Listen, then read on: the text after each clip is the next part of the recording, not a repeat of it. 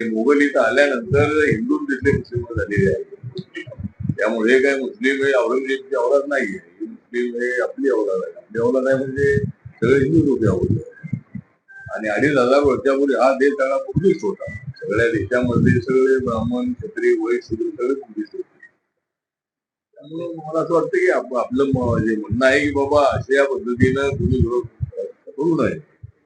निषेध म्हणण्यापेक्षा असं होऊ नये अशी माझी भूमिका आहे. बीजेपीचे लोक असतील किंवा तुम्ही असतील, पण या पद्धतीनं भारतीय संविधानाला छेद देण्याचा प्रयत्न अजिबात होता कामा नये. इथलं संविधान हे सर्वांसाठी आहे आणि सर्वांच्या धार्मिक भावना ठेच पोहोचू नये ही सर्वांनी काळजी घेतली पाहिजे असं आपलं मत आहे. एबीपी माझा, उघडा डोळे बघा नीट.